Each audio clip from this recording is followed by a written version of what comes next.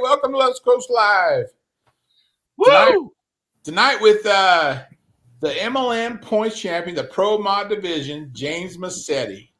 He pulled it off. I'm happy to be here. Thanks for having me. Good to have you. So tell us about the season. I mean, you started off like what, 4th or 5th, and then you just kept staying there. Like always top 5. It was always consistent. That's what Yellow Fever's good at. I gotta say, I kind of just every time I drove, I just gave her full throttle first 20 feet and just kind of let it come up and let it do its thing. She's just consistent. She's, she likes the loose tracks for sure. Can't really compete with the Reeve horsepower, but right. Well, we're all in that boat, no doubt about it. We're all in that boat, I guess. Yeah, it's consistent. It's probably been down the track more times than any vehicle probably. I would say it's the same truck since the 70s. Right. Yeah. And I gotta say also, I only drove 8 of the 12 points events. So I gotta give a lot of credit to Kev and Trevor. Yeah, true. But it's not like those guys have never drove it before, so. Yeah. That's the cool thing about that truck. Anybody could get in it at any time. As long as their last name's Massetti, I guess. And it works. Yeah, but it was a great season. Man, awesome. Right on. It was awesome. I mean, they were you and Garrett with Triple Throwdown were tied the last night of that was so cool. Yeah. It was like draw the gun, Battle Royale. And to have like 10 to 15 trucks at every single event this year. I don't know if we had any that were below 10 in that class. Only one. There might have been 1 or 2, Only but one. Yeah, but even then it was 8 or 9 in that. Yeah. Okay. But I mean that's awesome. Yeah. I'm glad Yellow Fever could hang in there for one more year. We'll see next year, but well, you got a big old bullseye on his back now, I know. Yeah. So yeah. I think Garrett's he's like, I'm getting a new motor, new clutch, new transmission. I saw that on Facebook. We're gonna throw all this new stuff at it. And he loses by like 2 points or whatever, and he gets brand new motor and clutch, whatever else. That's all right. I mean, that's what it's about, Well, that's what it's about. Yeah, it's awesome. Love it. Yeah. Preston wants to know what's in the cup, Jason. Iced tea. Right. Yeah. Long tea. Yeah. Colorado iced tea. How's that? Colorado? Oh, okay. And now we got another guest coming in here for Chris to introduce. Mr. Dan Mayer. Hey, Dan. All right. Illinois. Right on, man. One of the best. How you guys doing? We're doing good. How you doing, man? Not too bad. Not too bad. Awesome. History buffs here. We got Jason and Dan. Man, these guys know history of pulling from back almost before I was born. So it's pretty awesome. Pretty awesome. Yeah, Dan. Right now we're talking with James about his taking the title at GSI for the 6200 Pro Mods. It was down to the wire. Yeah, the second night pulled it off. Yeah, that was impressive. That was very impressive. It was a cool season for sure. It was cool all season. I mean, we had a great. Yeah. I wish I wish Dan could have been there the whole time. That would have been awesome. The only thing that could have made it better, I think. Yeah. I mean, come out more than once a year, Dan. That'd be great. I had a great time. I would, like I say, I kind of paid attention to California pulling back, and when it was in the magazines, you could see it on ESPN and stuff. And right. So you kind of got familiar with a lot of the guys out there. And then, like, everybody was kind of telling me it kind of went into like a hiatus for a while. The early 90s came and then it just kind of went away. But it's awesome to see it back again. That's really cool. Yeah, with the vintage. Thanks to the Massetti family for that. I mean, they really have took this to the Yeah. next level. No, they're doing good. Everybody went through that phase with the monster trucks, when the pulling wasn't really dying out, but it was getting a little bit lackluster. And then a lot of the promoters went with the monster trucks for the fairs and stuff. So it's, really good to see all the pulling back. It's getting big in all classes again, which is awesome. And Yeah. Dan, you've been around that stuff so much. So you've seen all sides of the coast, Midwest, all the big events, Indy, Toma, all that stuff. So those ones never seemed to shrink at all. They always had, same amount competitors every year. And, it's really awesome. Massetti's in them right now. They're getting some big names and getting the pulling big again out here, which is cool. Really cool. Yeah. Well, you talk about those big events, but, I recall, gosh, it had to be mid 80s or so. The one pull at Anaheim Stadium had over 50,000 people. Yeah. So, I mean, that's a weekend of pulling for a lot of places, in one night. That's Right. pretty darn impressive, So that's why I say that, the part that is interesting to me is it's still very, very popular out there. And that, that's really cool. And, now that everybody's kind of got, as long as the rules can stay, the same across the board, I think you look for next year, I think there's going to be quite a few people coming out west next year. That would be awesome. And the thing about back then too is that they had to haul in the dirt to the Coliseums and stuff to make the tracks, and then haul it up when they were done. I mean, it was basically on top of football fields or whatever to make the track. But nowadays, that's just not even cost effective. They're just like, oh, we ain't doing that. We'll do arenas or whatever. But pretty cool, to see it back. And one thing, really cool. Well, one thing that I liked what they used to do out there with was it Anaheim and San Diego is they ran like down each foul line because they were baseball stadiums. Yeah. They would run a track here, then go back this way, and that's kind of unique. You didn't see that too many places, so that was. They would have both distances together, and then whoever had the most, two different sleds and two different tracks right there, bang bang, and it made. Well, that's where I got introduced to like the Cal Poly sled, and they use that for those shows, and then come to find out that everything still that's really neat that's still going strong, and that's a unique program, really. Yeah, for sure. Cal Poly kids do a great job. Yeah, and some of that stuff back then too was the Coors Triple Crown. They do the pulls, mud bogs, and monster trucks. I know San Diego, Anaheim did it. Portland did it one year too, where they had a little bit of everything. And man, my hats off to the promoters for that, to coordinate mud bogs, monster trucks, and pulls all in one event. Right. I know they didn't have the time constraints then, but really cool, man, really cool. You'll never see it. It'd be cool to see again, but you'll never see that, I don't think, ever again. But I mean, you talk about dollar for dollar, your money's worth there. I mean, what a show. See all of it. Yep. No, they did a lot of that. They did a lot of that in Texas too.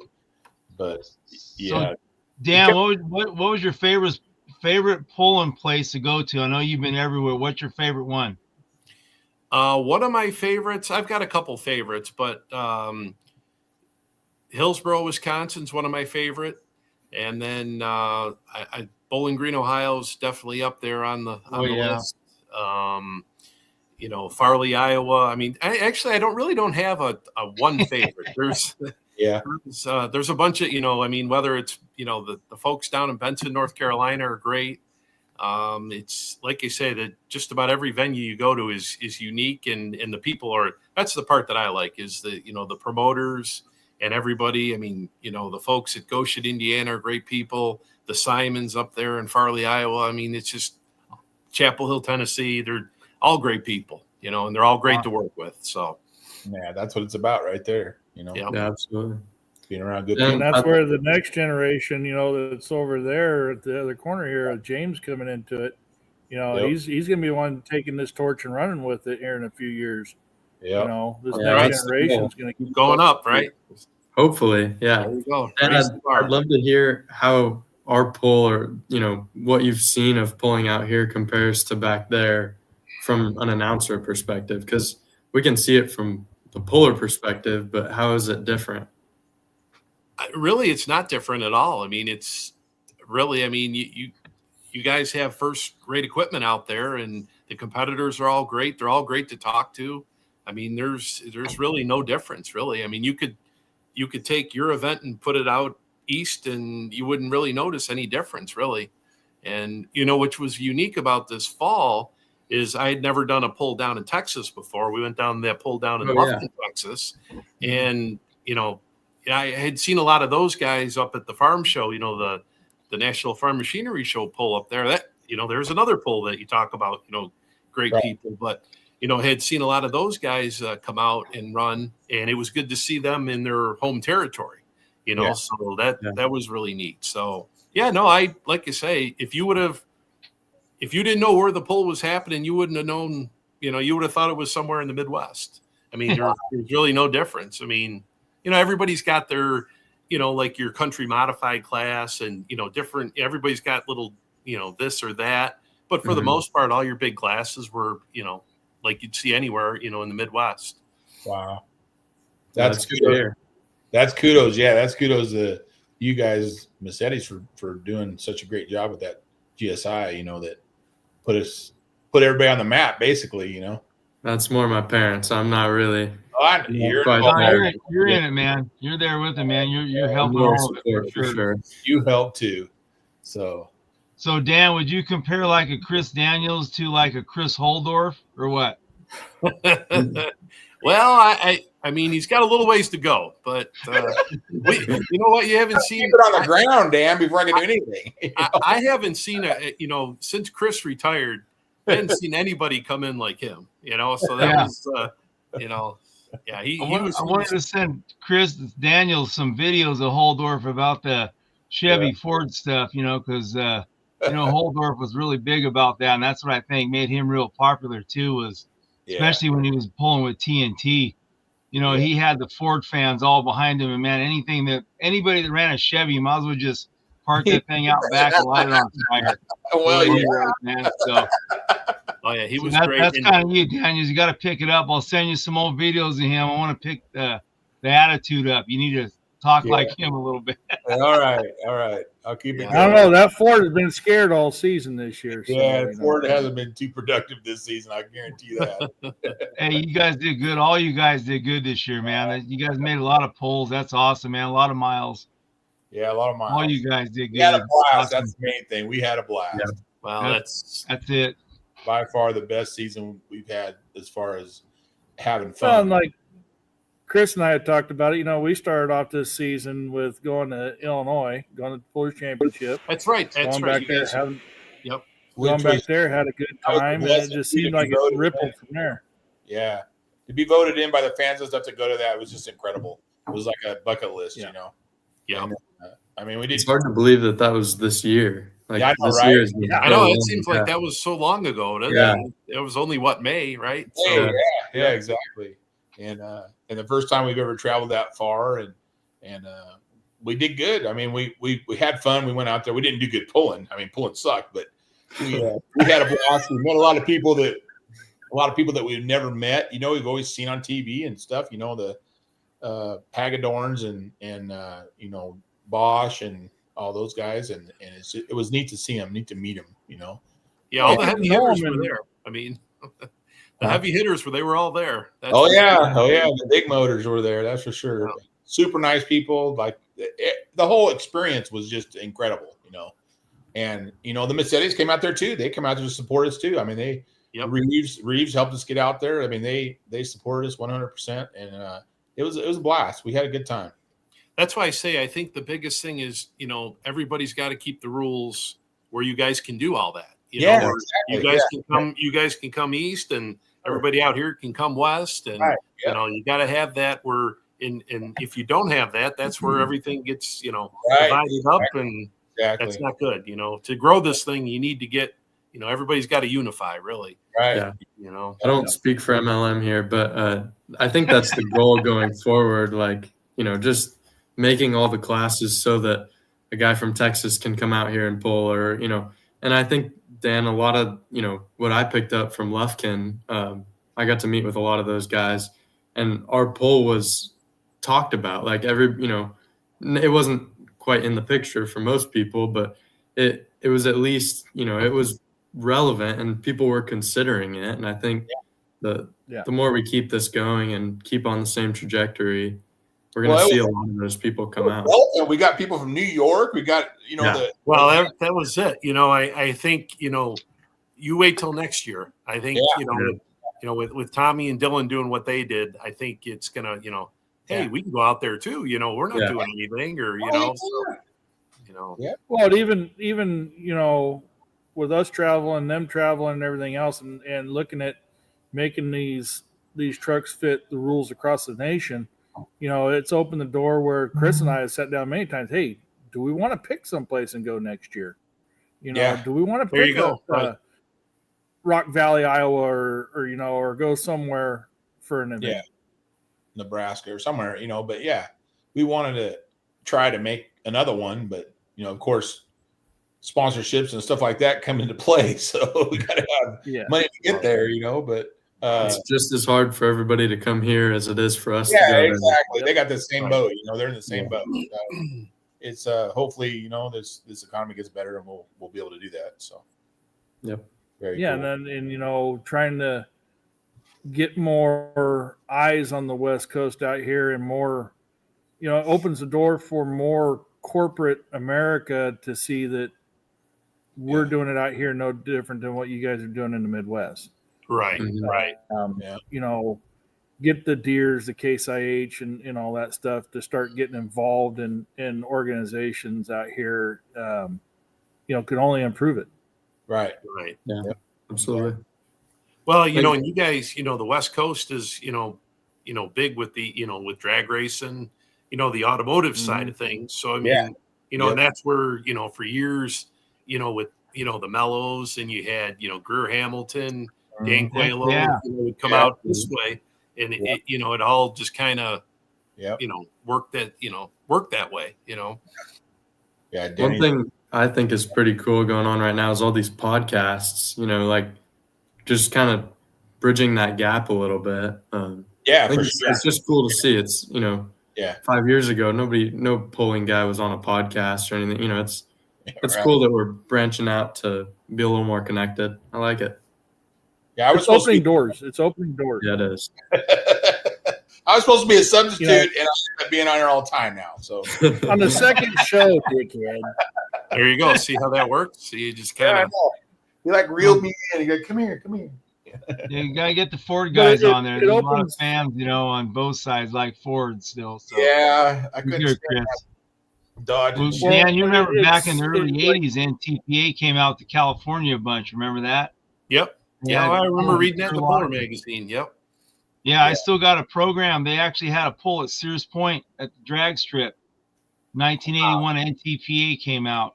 Really? And they did Sears Point and Turlock, and I think they did one more on the West Coast, but that was part of the division then.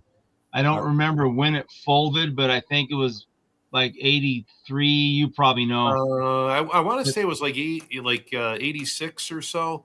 Because I think California used to be like Region 6. Yep, Region 6. Yep. And they would run like Fresno Fairgrounds. They ran a bunch of Sacramento Fairgrounds. Yeah. That was all the NTPA, and then US Hot Rod ran, all the big stadium shows there.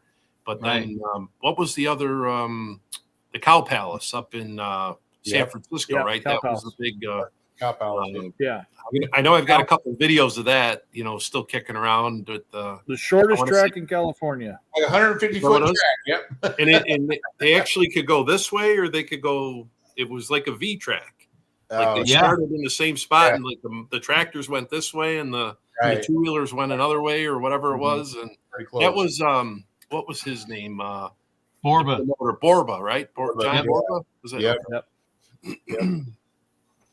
So, Borba's super cool. And then those guys, they had I think the last big one they had at the Cow Palace was 1988, and Heilman came out.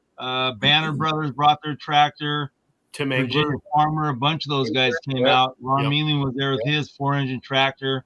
That was a huge show. And they had a couple 2-wheel drives, Midwest, but most of them were California, Idaho, Washington guys. But yeah, a lot of the big name tractors came out for that poll. Yep. I don't know how much it costs, get everybody out there, but that was pretty huge. That was the last, if I remember right, that was the last big Cow Palace poll. But man, the Midwest guys, I think, Banners, obviously they won. Engler was out here. That's when he had 7 engines on Mission Impossible. Yeah. He had the 3 on the side and the 1 in the middle with the drop box. So pretty cool, because I remember Ron Mealing telling me when they seen those guys, like, man, this is pretty cool.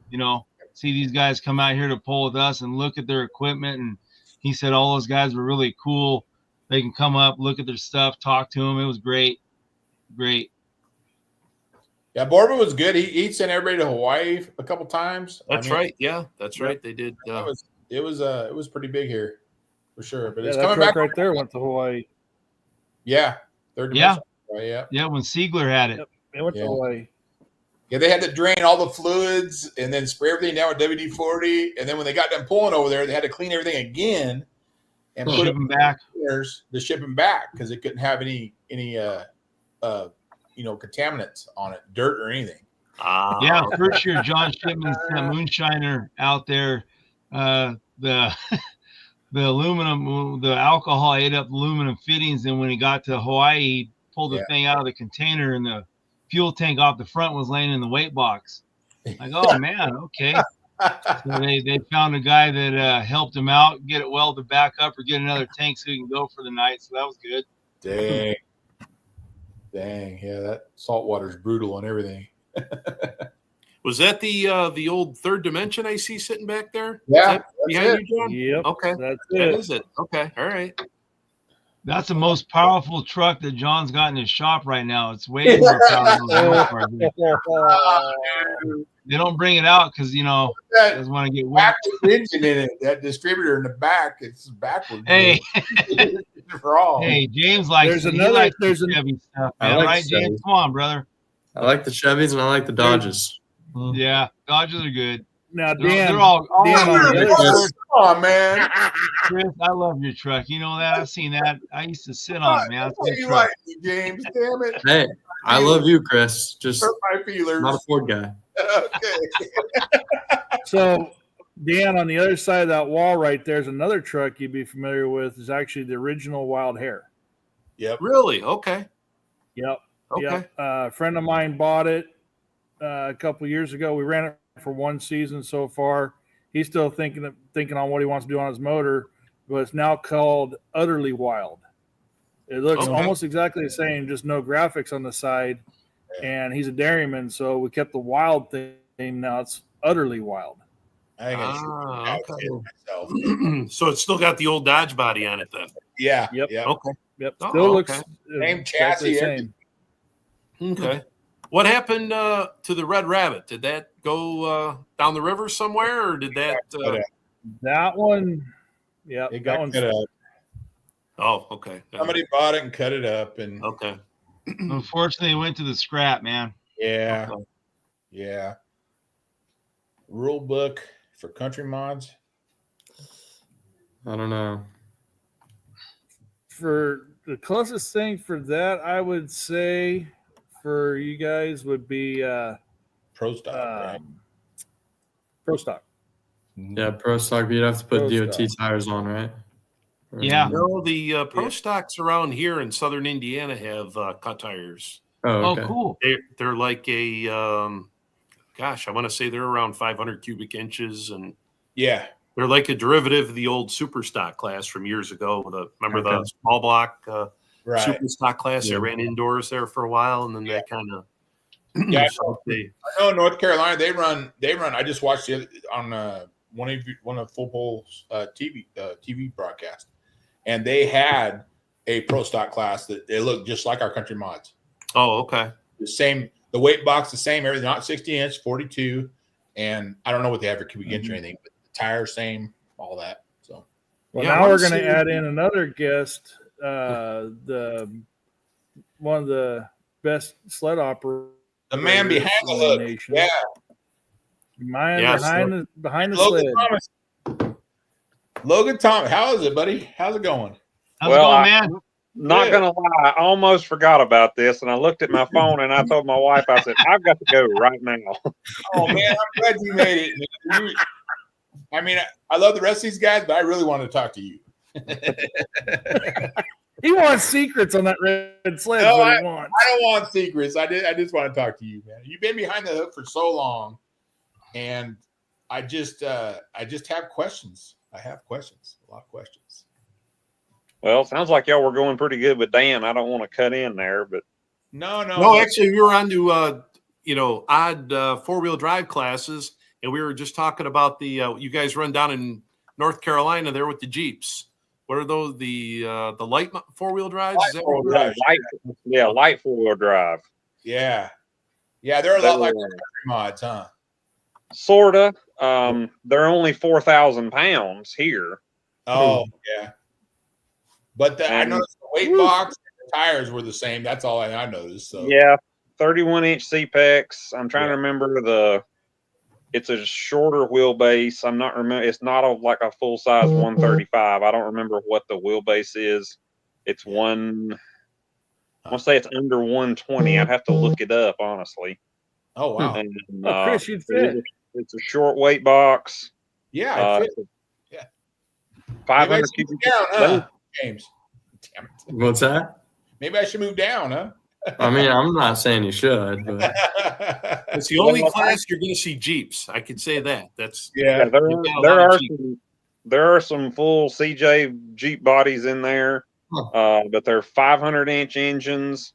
Everything's iron block with aluminum heads and one carburetor, but they are a big flange carburetor. Oh. But see, Yeah, it's William Pruitt runs one out there. yeah, You know yeah, what? same Yeah. class. Yeah, he's a good dude, man. I like him, man. We talk all the time, man. He's got that cool Jeep too. Yeah. Yeah. It's a short hitch. I don't remember the length of the hitch, but it's odd. It's only a 17-inch high drawbar Oh wow. because they pull a mini sled most of the time. Right. Yeah. I saw you were running And that would that. also help with the hop. You were running them. Shut up. You were running the mini sled too, huh? Yeah, I run it pretty often. Yeah. So you were talking to me at GSI and said that they're building a new sled for you. Yep. So what color is this one going to be? Another red one or Yeah, it'll be the same color. same color? Right on. What's wrong with red, Chris? My truck's red. What the hell? Well, you What's know, the problem my with truck's red? red. Great color. So blue John's is truck's first red. place. Come on. Blue Huh? is first place ribbon and red is second place ribbon. That's Oh, all I okay. look at. Okay, I'm All sorry, guys, but that's how I look How do at the it. cops feel Yeah, about but what's that? yellow? Because he won the championship. Yeah, well, he's just it's not. gold, actually gold. Can't even compete with him. He's like the gold level, you know. All right. He's the gold level. So Logan, I have a huge question, man. So, what is the difference between, I mean, on your sled setting, between say you have the same weight in the box, okay? So if you go from a street stock diesel to a I don't know, country mod, what's the difference in your setting? Probably wouldn't be much. The Just country mods, when I pulled them there the other night, they were telling me specs on them and this, that, and the other, but Yeah. I was I'm not gonna say shocked, but they I don't know what I wouldn't say the stock. We didn't pull stock diesels there with you the other night, but they got to be pretty close. I'm not sure what the stock diesel might not do a little more. I don't know how restricted they are out there. Well, it's just the weight. The stock diesel, I'm sure, weighs 8,000. So it would be 8,000 versus 5,500. So you pretty much pretty close. Yeah, I'd say it's hard to compare. Those are pretty. I mean, with our sled, we run those pretty similar. If I'm not mistaken, yeah. Okay. I was just curious. Logan, how was it running like our dirt? Because that's one of the better tracks that we have here. How was it that compared to your tracks in North Carolina? Did you notice anything different feeling in the sled or? I mean, don't take this part the wrong way, but sand is the same no matter which coast you're on. That's fair. It's just a different color. Yeah. Eastern North Carolina, the sand's orangish colored. We have a lot of red dirt over here in like central and western North Carolina. It's not really red clay. There is some clay, but most of it, if you look at our dirt over like locally here where I live, it looks like a glitter bomb went off in it because it's full of mica and silicate. And if you get it just a touch too wet, it is the greasiest substance you've ever tried to deal with. Oh wow! You become taller as you walk in the house, right? No, it's not even that sticky. It's just thick. Oh wow! You can almost you know how if you're in your house and you got good socks on and you got hardwood floors and you run and slide. Yeah.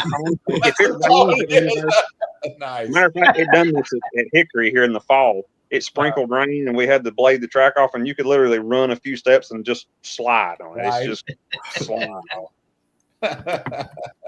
But no, everybody kept telling me on Friday at Madera that the tractors do good and trucks don't, and it didn't take me long to figure that out. It's soft and loose enough that the trucks had to kind of back way off on the trucks, but you almost needed to go up a gear or an extra weight for tractors. Yeah, them fat tires. Nearly enough that the big tires done pretty good on it. Yeah. Yep, them fat tires get us. That's what they always say. Like Turlock was usually sandy, and their tractors are like, "Oh, we loved it. It was great." And I'm like, "Yeah, not so much for us." Yeah, we pretty much never have a track that's good for both trucks and tractors. Yeah, one or the other. Yeah. I don't know. Lakeport was right there close. Good clay track. Lakeport was a great track. Yeah. Yeah, well, JB, we were home at Lakeport, man. Got second place. Fast track. They whipped it up. I wish they had a little bit more time to get the track ready at Lakeport. But, man, you guys did good. Good dirt there, you know. Yeah. Yeah, that weekend was great. That Willits Lakeport weekend. Oh, yeah, that was a good run. Neat, yeah, I look forward to that. Hopefully that goes again next year. That was fun. That was a good weekend. Yeah, I hope so. Yeah. Yep. There's a question here that'd probably be best for Dan or maybe even Logan, but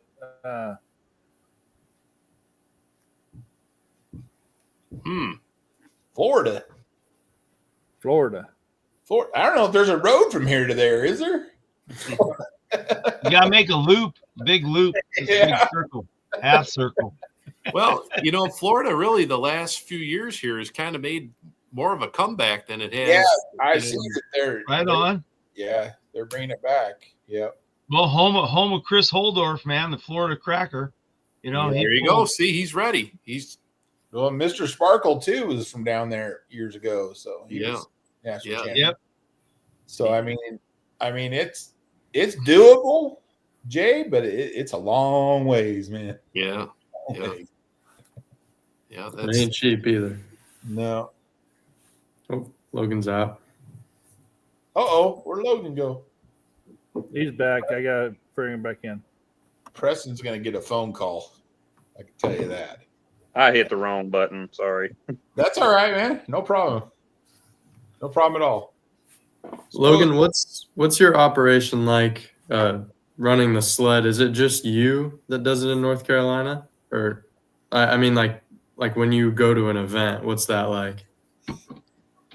Yeah, around here, I mean, especially when we take both sleds, there's always usually somebody else with me. There's one event we do in early June that is our state level pull, but it's 2 tracks, and my dad actually does the other track right beside me with he's still got one of the old thumb sleds, and he runs the second track right beside me. Nice. Well, that looks like a mug shot there.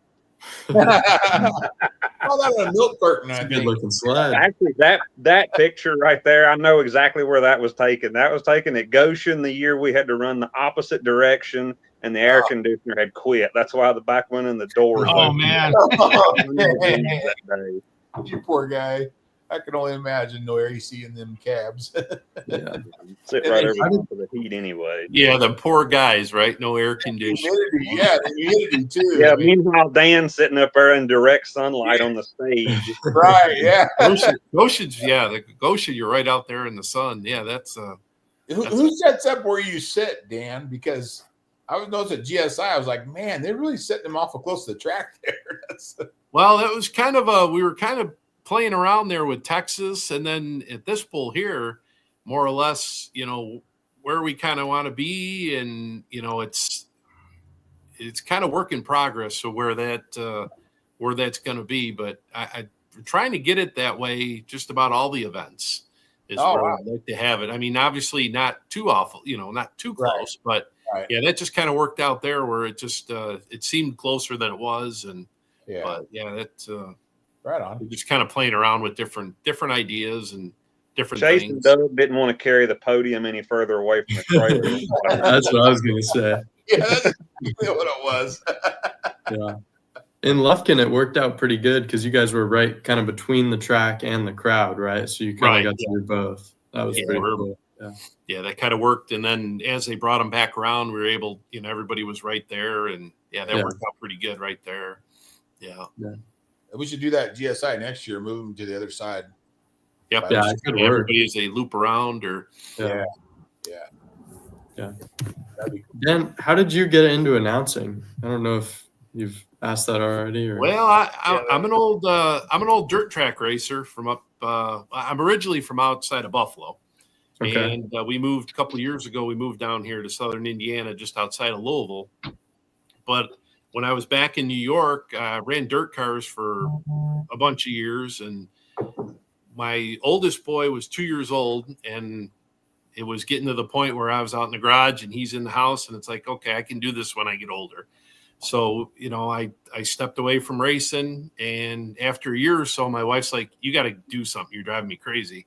So I've always liked pulling, and I've always followed pulling. So we had, in Western New York, we had a state organization out there, and more or less just went to the polls. And, at the time, the president out there said, hey, I'd like to give this a shot. And, well, they were affiliated with, PPL. And so one thing led to another. And then that's just really how it started for me, really.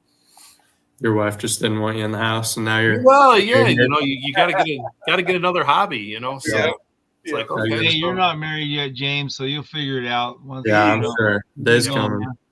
You'll remember the yes, dear. Yeah. It's the advice I'll give you. No, that's great, Dan. You're the photos that I've seen in the last couple years on Facebook that you've been posting from your pulling reference. There's a lot of stuff that I'm not saying I've seen everything, and I haven't, but man, there's some really cool trucks that are showing up on your end from the pictures and stuff. It's really awesome. It makes me happy, man, because there's a lot of trucks that didn't make the mainstream magazines and TV. You know what I mean? They weren't always on there. And I just wanted to say this right now. I know a lot of you guys know Gary Collins, and it's just be with him on what happened. It's a really sad deal. Yeah. And Gary's been around this sport long time with little KW and all Centaur and all his trucks and Avenger, and I that's one of those things I pray never happens to nobody. Yeah. And he's a good dude, man. I hate to hear that happen to anybody. Yeah, no, that's a tough deal there, because he kept that thing restored and was really proud of that truck. And did any of you guys had the opportunity to see that truck live? Yeah, he came out to Clements out here. Okay. When Donnie Reeves had the pull down there, and he was also, I seen him San Diego. That was in the early '80s, but the last time he was out here at Clements, Chris? That was 90. What do you think, Chris? 98? Late '90s, Chris? 97, 98. Yeah, but yeah, Gary came out here with the Bud Boss, you know, as sponsor. But yeah, we did get to see that truck pull. It was amazing. That's why I tell everybody, you know, it's like if you saw that thing in person, you'll never forget it because the way that thing ran, and you know, it just an impressive piece there, and you know, it's a shame, but yeah, it's and like Gary said in the YouTube video that they put out here just a couple weeks ago or a week ago or whatever it was, there were seven trucks ever in the United States is built with twins. Yeah. 4-wheel drive. Yep. Two of them were from the West Coast. One of them still in existence, and the Bud Boss was still in existence, and unknown about the other ones. Right. Yeah, Jasky's had one at one time. The Meisterbrow one. Yeah, Bowden's out. And, that was a two-wheeler, though, wasn't it?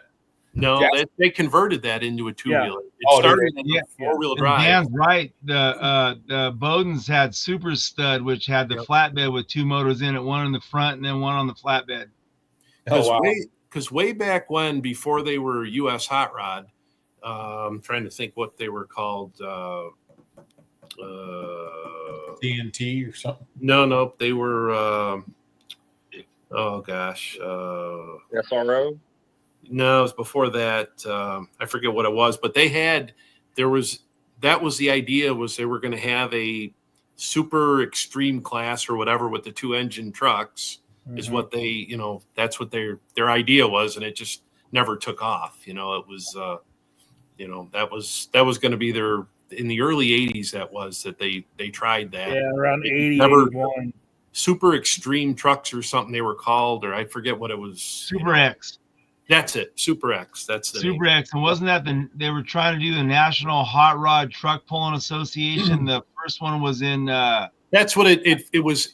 It was originally Truckorama. That's the name. Yes, Truckorama. Yeah, Truckorama. Then it went to that national, and then they're like, this is stupid. The name was too long, and that's when they came up with they copied the NHRA and just went with the U.S. Hot Rod deal. And if you're a puller, you got to love to listen to this, because these two are going way back, and they know they're like historians in truck pulling. This is awesome. Well, like I tell everybody, when I was 10 years old, I could go into the grocery store and buy a pulling magazine off the shelf. I mean, you know, and that's the way it was, you know. So I mean, you were able to see what was going on in the sport, and that's what drew me. You know, we had, you know, local indoor pulls, TNT pulls back home, and you know, you saw those, but then you saw, you know, the Orange Blossom Special, and it was like, oh wow, where do I see this, you know? And so that was, you know, but like I say, every off-road magazine back then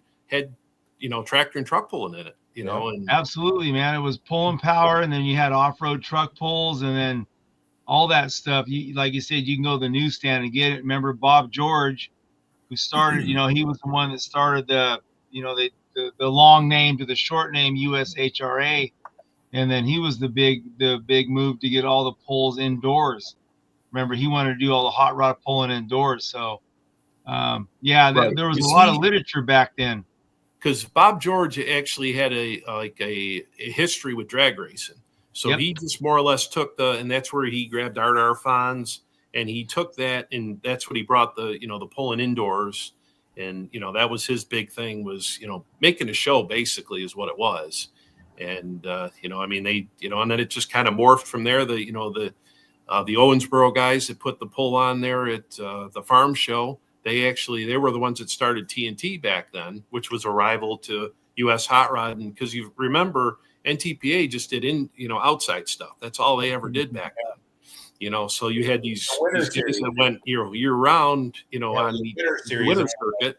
Yeah. You know, so you could pull, you know, you could pretty much pull year round if you wanted. And it's like Dan Coelho, that's what he used to do. You know, he would you know, run with you, you know, during the summer, and then he'd come during the winter, he'd run, you know, all over the country, really. Right. You know. Yeah, that's awesome. Right on, Dan. Yep. So Spillman's got a question for Logan. Yeah. Where's the best fast food?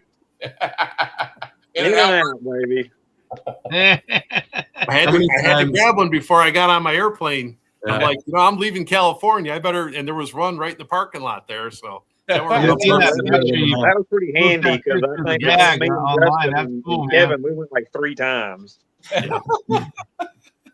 So awesome. Logan, where's your best place to have a pull at, man? Where's your best place you like going out with crowd, fans, everything? Do I have to pick just Hi, one? man. I mean, Okay, women, trouble, all of it. Just add it all up and see where your best place is. well, it's funny because Saturday night at GSI, when we talked about Oh. Justin was going to run the sled and I'd get in there and ride with him, Yeah. Brian piped up and said, "You better watch it." Said the last one got in there and rode with him, ended up pregnant. And I'm married to her. So I rubbed Justin on the shoulder. And I said, "Don't worry, dude, you're not my type." But Oh, man. You gotta watch out for Justin, man. That guy, I don't know. You know how rumors are. Yeah. They spread crazy, especially now, man. Back in the days, rumors they trickled along. Now with the internet, they go bad. That's awesome. So, hey, you guys know, North Carolina area is, Gene Fanny's old truck still around, gone AWOL? That was up in West Virginia. Oh, West Virginia. Okay, thanks, man. Yeah. Thanks, man. Yeah. Yep. Yeah. So that was on that side of the world. That was always a cool truck. He was young when he built that thing and started pulling it, man. Yeah, he was about all the original of it's the body though. Now, right. I Yeah. got you. Chassis and runs the sunnies and everything. Yeah, it's a runner now for sure. But yeah, the body's still around. Same with Three Bears. The Three Bears truck is still around. It's called Badass now. It's all painted black, but is it okay? I hadn't seen it. Yeah, I know when it was originally, when Smiths originally sold it, they sold it to, I forget who it was, and they couldn't use the name. They weren't allowed to use the name on it, and right. ran it that Booth, color for who had wasn't that? it the Booth brothers, Dan? Yeah, Bob Smith. Paul Booth and them. Booth. That's Yeah, who. Booth. Yeah. But then they sold it to Savage, I think. Dan Savage has it now. Yeah, Savage is the one painted it like flat black or Black whatever. is called Badass now. Yeah. Because Savage was the one that had the Californian truck there. Yeah, Ribeiro's old David truck. Ribeiro. Yeah. Yep. One trick Yeah, pony they cut the or front bumper and grill out. Yeah. Yeah, Oh, the Californian. The The California Californian truck. step Yeah. side. Yeah. Yeah. Yep. He probably. Yeah, he 'cause you had probably the still has Californian, you had the one trick pony, and you had Mare to Spare. Mare to Spare. Yep. Remember? Yeah. One Trick Pony went back there, and I think Roy Everett or somebody he knew got a hold of that one. Yeah, it's still around. I don't know about the other one. You know, the one I'm trying to look for is Waiting Around. I've never been able to find Waiting Around. Wait, No. oh man, That yeah. was Donnie Hayes. Was Yep. that the name? Donnie Yep. Hayes. Donnie Hayes had it. Yep. And it sold and went through, found right by here through Nevada here, and I saw it go, and I'm like, oh man, I wish I had to made to buy it because it was a hooker back out here. That was a sharp truck. That was Yeah. a sharp. It was a He won a Ford. lot of money in that truck. He went to Texas and all over the United States Auto Association and won a lot of money with it. And it went back east. It's around you, Logan, somewhere. Yeah, Donnie Haynes had it, then Rich McAllister from MacArthur had it 89 after Donnie. 89 Ford called, or 90 Ford called Waiting Around. It was. I don't know what it is now, but had a 645. Because he drove he trailered around with Tinker Toy there. Yep, Bruce McClintock. Yeah. Bruce McClintock. Bruce McClintock, Tinker Toy. Yep. Yep. And that truck's back there now too. It's in Ohio now, I think. I think Bobby said that they live in Ohio now. Well, I think the first couple years on USHRA, Bruce McClintock and then Jim Roach with Brute Force.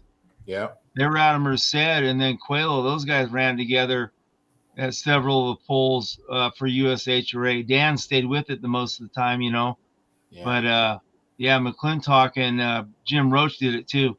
Yep. Yeah, because that's why I say with it, one of the last times when Dan Quelo came out to Bowling Green, it was McClintock and the Waiting Around truck were, they were on the same trailer there. They hauled them out. And Captain Hook too. Paul Leachman was with them too. That's right. Yep. He was another. And somebody said he was at the GSI puller. Yeah, I talked to him. He was walking around there. Yep. He'd been fighting cancer for quite a few years, but he still got the truck, but it's not running. But okay, he's having fun, just trying to stay alive. Now, All where, right, Chris, you where guys, was what was the name of his truck before it was Captain Hook? King Truck. Hey, way to go, Chris. Ford guy, remember that. Okay, Yeah, I'm done. I remember that. Yeah, he's one of my idols, man. now where was he out of? Pioneer, California. Pioneer, California. Pioneer, California. Okay. Up there in the hills on 88. Yeah. And that's where the second Mechanic's Nightmare ended up that Rosen's owned was I can't remember the guy's name that bought it, but he was out of Pioneer. Yeah. And then he finally sold it after that thing being parked for many years to a guy up in Canada. Yeah, Alan. I forgot his last name. Yeah, you're right, John. Yep. The aluminum Alan's frame. first name. Mechanics Nightmare you're talking about, right? Not the one you have. Yeah. No, the S10. first one. Yeah, or the second one, the S10 body. I remember a story about that S10 body. So they put it together, and they had the drive shafts out of it, and they loaded it on the trailer, and they showed up in Plymouth, put the drive shafts on it, fired it up for the first time, went to move it off the trailer, and the back tires were turning forward, and the front tires were turning backwards. Oh no! So they forgot to flop the front end. They ran the military front end. So they forgot oh man! it.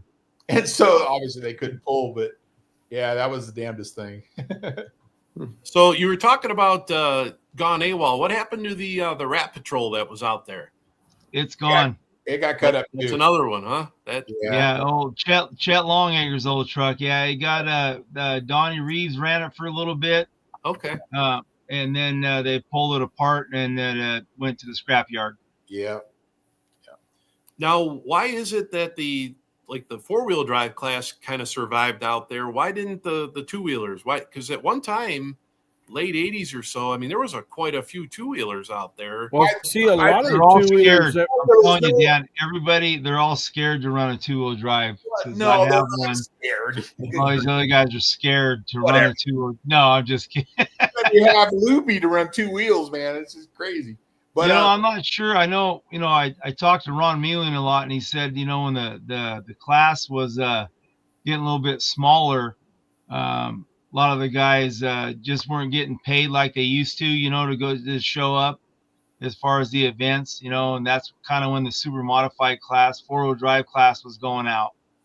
But they didn't, they had kind of different deal. They weren't wanting the 2-wheel drives like they used to, because at one time, they were a wheel stander kind of exhibition thing. And then when it got into the competition, some of the guys were going Midwest back east a little bit, and then it just basically died out. There just wasn't the money for it like it used to be, because you're right, Dan. There was a lot out here, especially Turlock, Marston's, Borba, a lot of there was probably, I mean, I can probably add them up, but there was 14, 15 really good. That's what I mean. Yeah, there was quite a few of them, and then all of a sudden it was like that was it. It was Dream Tea. Yeah. the rules. Shipman, John Shipman. John Shipman, Yep. Shipman. Mad Dog Express. Yep. Greer Hamilton. All those guys ran pretty good. But I think the rules had a lot to do with it, because the guys that went back east had longer wheelbase. They had the bigger blowers and all that. And the guys out west, some of them didn't, so they were, I don't know, detoured. Well, Marston's actually technically is still on the track with. It's now a tractor. It's a tractor, thing. Leroy's tractor. Yeah. But his original Desperado. That's gone. Okay. It's buried here in Turtle. Okay. You didn't want anybody. What did you do with Dodge? Did you just bury him? I mean, it's like. Come on, that wasn't just a Dodge. It grows. Yeah, this one still gets Jason gets a tear in his eye every single time he hears a story about it. We actually finally got Marston to tell us exactly what happened to it. Yeah. He when they discontinued that truck, he took a D8, dug a hole with the dozer, pushed it in there, crushed it, and covered it up. Buried it. Yeah. Wow. There had to be some real feelings there. It's buried at his mom's house, and then I keep bugging a couple key people about getting me a map. There's a bunch of hidden trees that grow there now, so one of these days I was going to go out there with a backhoe and dig it up. the resurrection of Desperado, because for a short wheelbase truck, that guy, man, they pulled that thing everywhere and it did good. Yeah. I don't know if they didn't want anybody to know what they did or whatever. Everyone's got their own thing with the trucks and stuff they build, but yeah, it's in the dirt. I want to go get it. I want to go dig it up. Even if I can just put it in the front yard two and grow questions flowers here. around it. Like you need one more project, Jason. Come on, man. I like them sitting in the front yard, man. Hellraiser. You remember Hellraiser 4-wheel drive? Yeah. I do. And then was that super modified, Logan? Carolina Rebel. Remember Odell Church? Yep. Carolina Rebel. Hellraiser was Sammy West, Sambo, and part of it is actually, I don't know how much of it body chassis wise. I'm pretty sure ended up down at Ken Whitley's, which he's kind of started a pretty good collection of whatever he can find from back in those days. Yeah. I like the guy. Trying to think the Carolina Rebel truck. Oh, I know where it's in Wyoming. It's black with purple flames on it. What's that guy's name? I know who it is. Who's with the Outlaws? Yeah, no, it's Black Thunder. There you go. Black Thunder is the name of the truck. That's where the Carolina Rebel ended up at. Is it? Yeah. Okay. Yeah, it's Black. I think Black Thunder there. I think he pulled at the farm show a couple of years ago. He did. Yeah. Yeah. Well, I know he won actually. Oh God, I can't remember his name. But anyways, he won at Nebraska at Wisner one year. Just recently, like a couple years ago. So my pink mohawk buddy there, which he don't have no more, he got shaved off at the state fair. So the Hellraiser Pennsylvania now. Yep. So, Chris. Yeah. If I remember the story right, didn't Grape Ape come from down south to Florida to Nevada? Bud Davidson. Yep. He came to Reno. And then he went. Supposedly it's still there. It's still there. In Reno? What? Yeah. No, I heard he went back to Florida. Oh, did he? Yeah. He went back to Florida. But I don't know where it's at. Because I remember watching old videos of him pulling Grape Ape, and there's one thing, him and Denny Tucker's notorious for it too, hanging out the window. Yep. Hanging out that window and watching front tires. Yep. I think I posted a video of that, him winning at Anaheim with the Grape Ape. Yeah. Right on. Yep. He was out of Reno, and then he was a transplant, and then he went back to Leland. Yeah, that's it. Great. That's the name. Black Thunder. Yeah. Yep. That's Black Thunder. Leland. Yep. Yeah, Bud, man, that truck pulled good. The Grape Ape, man, that thing was awesome. Yeah, it was a big Chevrolet in that thing. Big 600 and something inch right back then, right, Chris? Yeah, it was like 640 or something. It was big. Man. Yeah. That was a good pulling truck. They always had the, different in today's world, but had the Confederate flag on the back of the tonneau cover, remember? Yep. And that's what's funny is didn't Mr. Sparkle, Glenn Davis's truck, have that on it, Dan? Glenn Davis, I think it still does as a all his trucks. Yeah, it's pro stock now, and it's still pulling. Yeah. I heard the story about Glenn Davis. So he won championship. Actually, Danny Quayla was telling me the story. He was welding on his hauler and got electrocuted. Yep. And it killed him. Poor guy. I mean, and he just got done winning a championship. Now it's a championship again.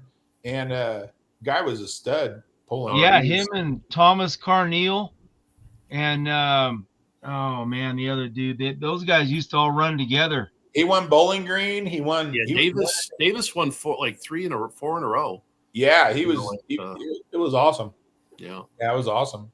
And he had 3 or 4 different trucks, but Mr. Sparkle was the one that he started kicking everybody's butt with. I like Green Streak, man. His Chevy. That green one was bad. That was awesome. Had the headers coming out there. Mean green, yes, sir. Yeah, front fender. That was a cool truck. Yeah. Carolina Rebel. You look back at the videos like what you've posted, Dan, and stuff like that, and we're sitting here talking about a big motor being 600 inch.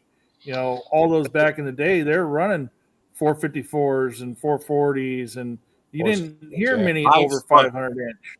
572 Rodeck was the big right. Yeah. Everybody Yeah.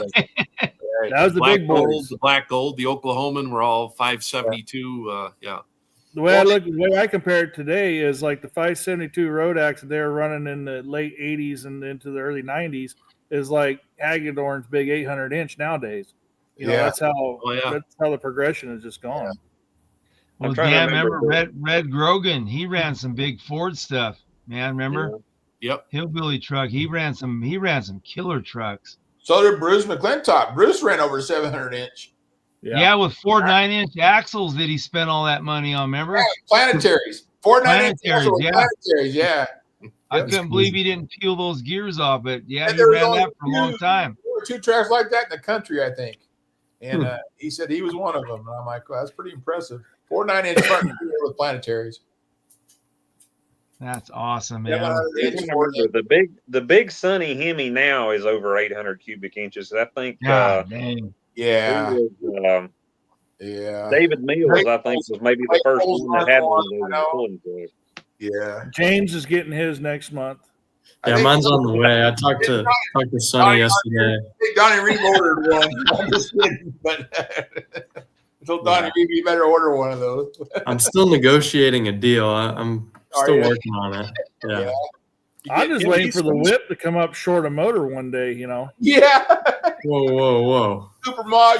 Talk like that. Hey, Kevin won't care. Just take one of them motors out, man. Run Supermod. That'd be good. Yeah. I'll never know.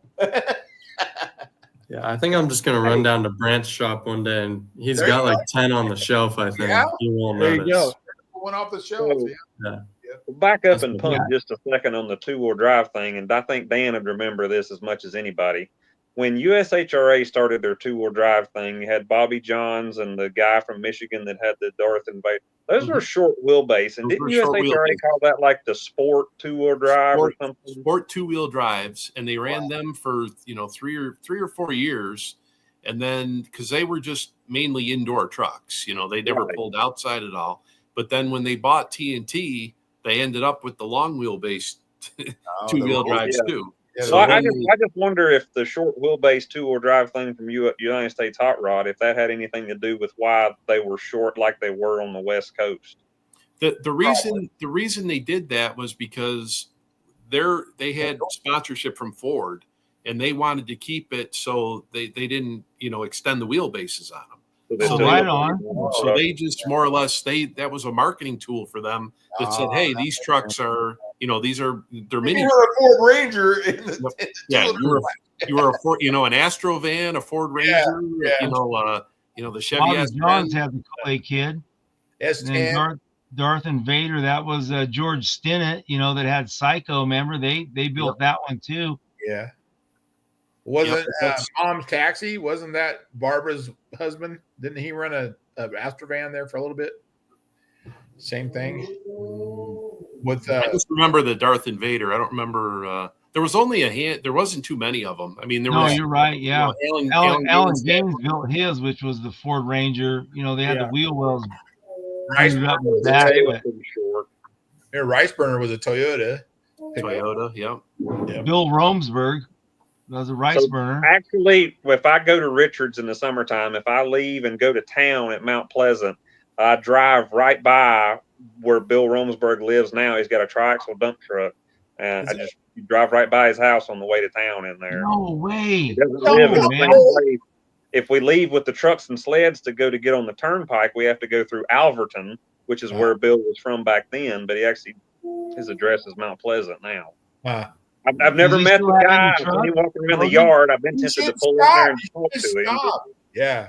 You should just stop, Logan, and go and say, hey, man, we remember watching you. Does he have any of his trucks or 2-wheelers still around, Logan?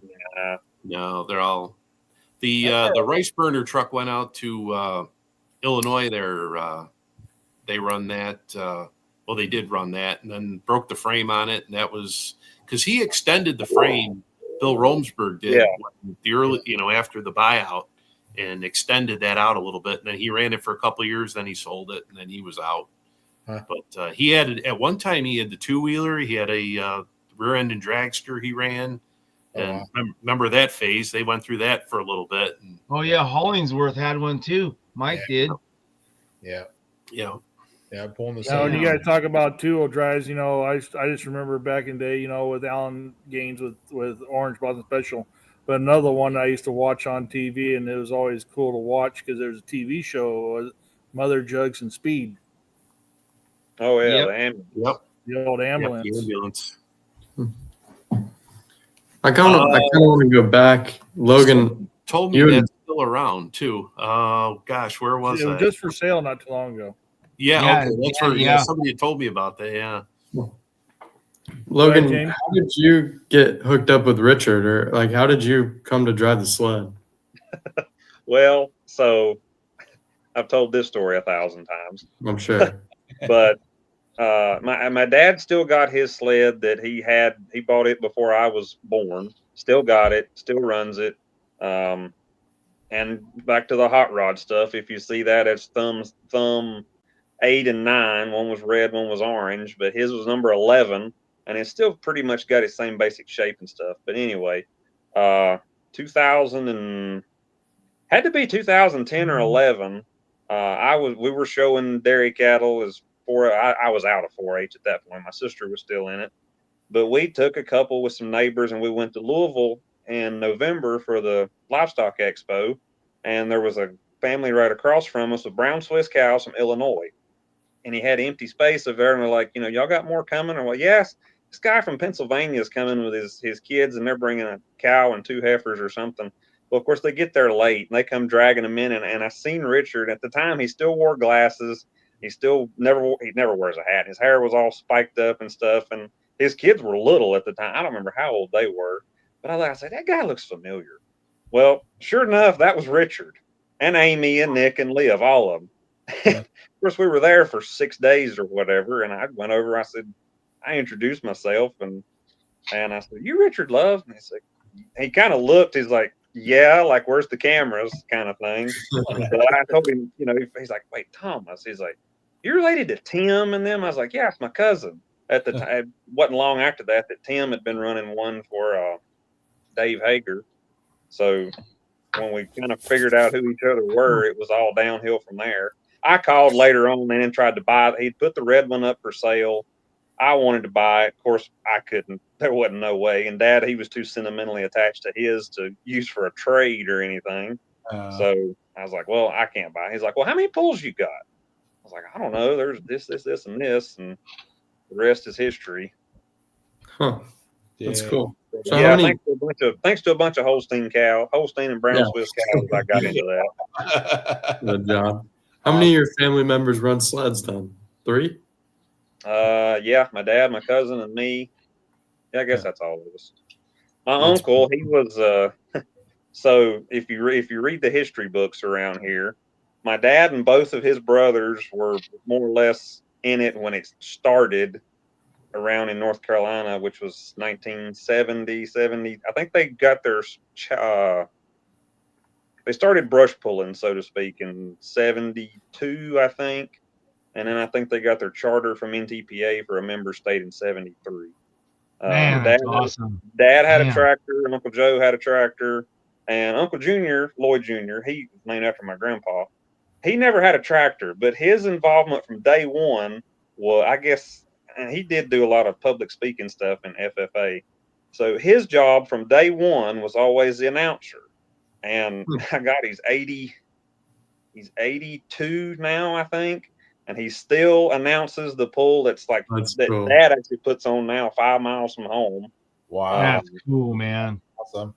That's awesome. And he's still, every once in a while, if he gets a real wild hair, he'll go out and climb on a bulldozer and do a little bit. This is what it takes to keep pulling going. I mean, we have great announcers like Dan. We got Logan running the sled, and James kicking our butt in pro mod. That's what it takes, And providing marketplace ads. Yeah, marketplace ads. I'm good at that, I guess. Nothing else. If you join Massetti and Friends on Monday night, you'll know what we're talking about. Yeah. Well, there's been plenty of questions wondering where Lonnie is. If we're going to call Jen or Hey, I'm sure they're available. I bet they have nothing better to do. Yeah, we don't have Schultz be the key speaker on that one. Logan and Dan, I don't know if you guys, and Jason, I don't know if you guys saw it, but last night we had Monday night we had a the guy with the 38 wheels on the lawnmower.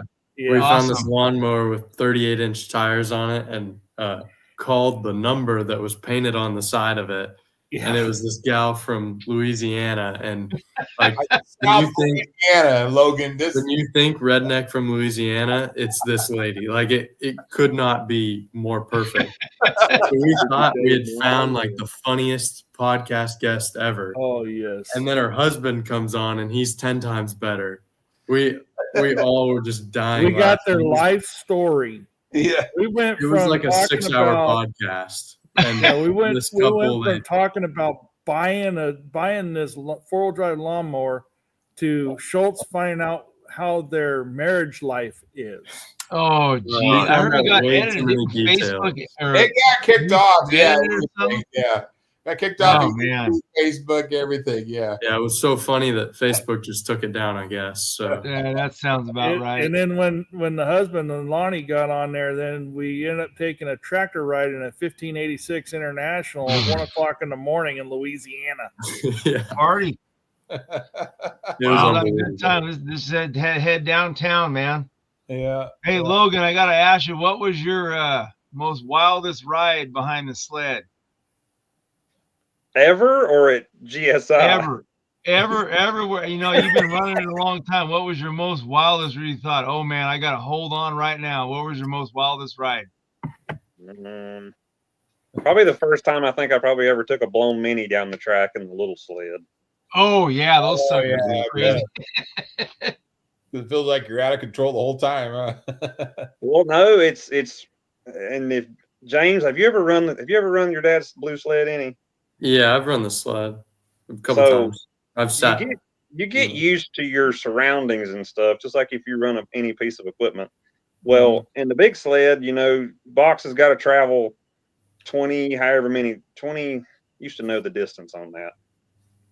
However many feet it was, the box had to go from all the way back to all the way forward in 300 feet. Well, the mini sled, of course, is a lot less than that, but you're still going the same distance, you know, as far as real estate. So you take off, and it's about like Wile E. Coyote lighting an Acme rocket, the way those things take off. And you take off, and you're at 100 foot, and you're flying compared to what you're normally used to. And like you took off, and you watch the box, and like, okay, it's moving, you know, it's going. But at 150 feet, I mean, the box is only halfway up. Well, it looks like it's in slow motion because it's only got half as far to go, you know, and that's weird.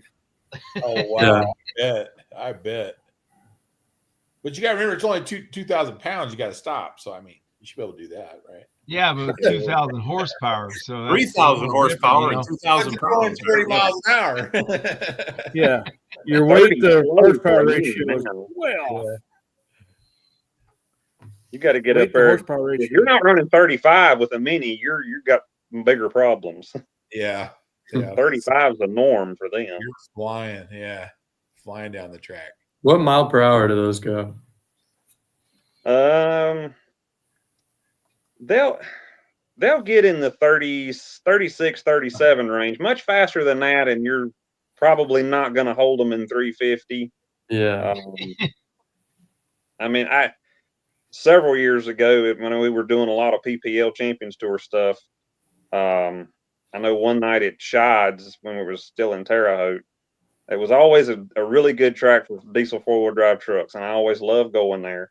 And we pulled the super stock trucks, and I think we actually got 2 or 3 in a pull-off. It was one of the MAV TV shows or something, and they were like just barely over 300 feet. And I got out, and I think I was going to slide the trip back or something. And Mears steps up there, and he's like, "What if we lighten it up a little bit for the pull-off?" I was like, "Whatever, you tell me." Oh, dang. So I just reached down there. I think I slid the trip all the way forward. And Van Hazley was one of them in the pull-off, I think, and he steps up and he goes, "You going to run that all the way up there?" I said, "Well, yeah, why not? I like it. Let's try it." He gave me one of them crazy looks. You know. We're going to get on the freeway. They got down there in the 320s or 30s, but the ground speed got way up there. Oh, I bet. And from then on, I'd always run. I don't know if everybody else was scared too because of at the time they didn't have the power they do now, and they would bounce. They would get pretty violent. Yeah. But remember, I'd got to where I'd run them like that all the time, and after that, Van would step up and say, "You gonna run that trip all the way forward?" And I say, "Well, if I could bolt it to the laser pole and it still work, I think I'd figure out how to do it." All right, let's go. Let's go. That's funny. That's awesome. That's funny. Have you noticed, like, I mean, you and your dad have been running sleds for so long. Have you noticed, like, you've had to set sleds heavier nowadays than 5-10 years ago? Have you noticed any change? Yeah, and I'll give you a real good example of that in the tractor world, and Dan can attest to this. Before there was such thing as we still call, I don't know how you first pronounce it, Mitas, whatever, the big tires for the tractors. When they came out with the Mitas 24.5, and it was, it's a blank slate, and they got up to 54 or 56 lugs on those now, where everything used to be 48 from a Firestone Puller 2000. The big Pro Stocks, the 10,000-pound Pro Stocks, before they had Mitas tires, 8 weights, third gear, pretty much all day long, they'd go and you'd yank them out of the ground and you were done. When they figured those tires out, almost overnight, well, from one fall to the next spring, you put 2 more weights in the box and went up another gear and hoped you had enough to get those guys drug out of the ground at the other end. Wow. The same thing kind of happened with the 30-inch Mitas's when they threw them on all the big mods. It was a 20-foot at least difference with them. Wow. The mini rod guys are playing that game now with tires. The Nichols tires, all this kind of revolves around tires. Yeah.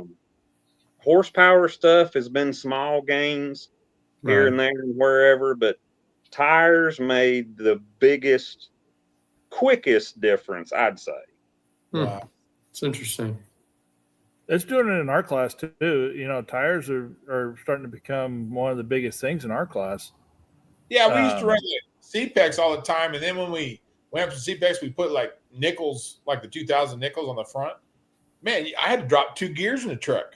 It just sucked that much more life out of the naturally aspirated motor, So I mean, it's a huge difference.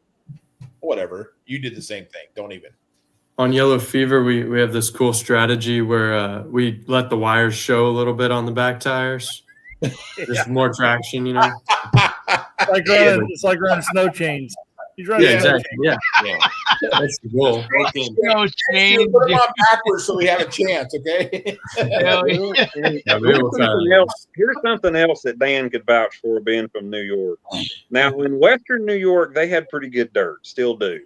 In the east side of New York, where NYTPA always ran on those horse tracks that was so much stone dust, like nobody over there, you would buy the crappiest tires you could find because it would just eat them up. If anybody on that side of the state, if they own new tires, they never used them at state level hooks. They only used them when they went to bowling or something. Yeah, that's funny. Logan, the new sleds being built, do you think that those are changing to account for the difference in power that these trucks have? Or is there any big differences? Yeah, it's and Von Bauer started it with Case IH Red Sled, which is 2 years old now. Yeah. The pan longer, the pivot pin moved back for better transfer. I mean, we kind of done the same thing on the gray one, and which will now be copied on the red one as well. Yeah. So sleds are changing too. Yeah, it's interesting. What was the speed sled now? I know it's a big difference between pulling the red one and the blue one at GSI. So yeah, I can see they're changing already. Hey, like John said, Ford. It's a Ford thing. Oh, whatever. Yeah, What was the reason guy get over in either lane? It's good. Chevy guy, it's good, but the Ford guy, Yeah. Chris Holdorf was on here. He'd be slapping me around right now. I'd probably get an email, get kicked in the face, but you got to pick it up, Chris like Daniels. you're talking about you can the be tires. like Chris Holdorf and just, defend the Ford people. That's right. That's what you should But do. like you're talking about the tires and Logan, I don't know if you noticed them, but over there at Massetti's shop, there's another set of tires for yellow fever that I swear it's got double the lugs on it. It's real close together chevrons. Are those the sand track tires? Those Yeah, are the 16-inch CPEX, I think, aren't they? Aren't they? yeah. 16 I inch? don't know for sure, but I do know I've seen like on our shelf in Nono's shop, whatever, like you could kind of see the progression of tires. Like, some of them are like triple cut, some, it's interesting, all the different things that guys try out. Yeah. It's Yeah, kinda they're cool way to just have them on the thinner shelf. now. They're cut smoother. Back in the old days, those big Dick CPEC lugs and the Firestones and the Goodyears, they had a huge lug on them. That's where everybody found out their U joints were good, and transmission and all that. Because then, man, those things hit a hard track. They found the weakest link. Yeah. Well, and a lot of that goes back to our end of the business. If you look back at the sleds that they pulled in the 70s and the 80s, Dragon sleds. nobody had a pan that dropped. Nobody had grouser bars under a pan. Yeah, it you was were a just split bottom sheet of steel. Yeah. Most of the time guys hardly ever even moved weight. You just changed gears in it, and it was a load. And you had to have those big lug tires because that thing was hard to get moving, and you fought it the whole way. Yeah. And if you got 20 miles an hour, you were flying. It was actual truck pull. Well, we're seeing you had to hook that thing up and pull that sled. There was no rolling out on nothing. Well, the tree stump. It wasn't even pulling a sled. It was a tree stump, basically. Yeah. Well, our old sled before we bought the one from Brad, the old Legend sled, that thing should have been in the Smithsonian when we sold it. But it was like pulling a tree stump out of the ground when we took off. If you didn't get it moving in the first 20 feet, you weren't taking it anywhere. You're just going to spin out and dig holes. Yeah. Oh, the old yellow one. That thing, you could blow up a motor in 200 feet because it would take so long to transfer. Yeah. It'd take so long to get to that 200 feet. Yeah. And we actually still have a couple friction sleds that still run out here with the old blue sled and the Oregon sleds. You don't know if you're going to go 150 feet in a night or you're going to go 450 feet in a night, but you're going to be on the throttle for probably 30 to 40 seconds. That's to get hard. that point. At least. Yeah. I love the keyboard guys on pull off all the time that go start fussing and reminiscing about the way they call it drag racing now. And they say everybody now should hook to real pulling sleds from back. And I'm like, man, equipment now, as high strung as this stuff is, wouldn't make it 150 feet. Never, you wouldn't. Nope, you're right. Nope, you're right. You buzz it at 9,500 for 30 seconds, and that's it. You're done. Yep. Yeah, it kind of goes, conversely to the other point we were making about sleds changing. Just, I'm sure the vehicles have changed as the sled, as the weight gets more efficient, and you don't have to, or you can choose how you want to set the truck up. And I don't know. I think it's interesting. Yeah. Well, I always said it's a cat and mouse game. Yeah, exactly. Everybody's out here over the winter making more horsepower. Well, the sled guys, they got to keep up with that, So it's just, So you got to make buddies with Logan and just get the details. I've been 20 bucks here, bud. How many do everybody in the off season. If I'd taken on the bribes I've been offered over the years, I probably wouldn't have to work tomorrow. We wouldn't want you doing that, but it's awesome. No, but we had to get used to it whenever the blue one came out here. When they came out here in 15, there were so many different ways people were talking about, oh, you got to pull it this way, you got to pull it that way. And I know Chris was one of them that really sat down and studied it on the internet, was trying to really figure it out when it got here. We had to adapt to how it was. Now, the same thing we're going to have to do with the red one. The red one's just a little bit different. Yeah. And, we got to start working with ourselves. They're all different. They're all different to the point. I mean, we all say that. I mean, Richard's building this one right now, and it's testament to it. You could get 2 complete sets of parts, so to speak, and you could, if you had a shop big enough, you could build 2 of them side by side, one piece at a time, each step of the way. When you get done, they will not be identical. Same with motors. Motors same way. Yeah. No. Yeah. Yep. You just one's going to do better than the other one. It's just the way it is. Yeah. Yeah, that old game, back in the day where everybody, basically ran a 460, 440, or 454, for a motor. That's all you had. That's all gone now. There's no more of the stock block stuff. Everybody's aftermarket for everything now. And, it picks up with the sleds too. Everything's just moving in progression together, all of it. Yeah. I mean, don't get me wrong. There are great shows back when we were kids watching them and going down there and seeing all these trucks and watching them growing up. But I think it's just grown. It's grown the sport and grown the activity, and it just makes it such. It just makes it more apt to the people watching. We're getting more speed. We're putting out more horsepower. It's just it's no different than watching how all the other racing and everything else has just grown over the years. I like throwing dirt back to the windshield on the sled. That's what's fun for me. How many times did you do that this year? Windshields in them now. The old trucker's trouble used to do that a lot, Chris. Everybody I did broke that. any windows yet, but man, that dirt was flying over the box. Yeah, no doubt. CSI was trying to bounce the truck over the pan. Yeah.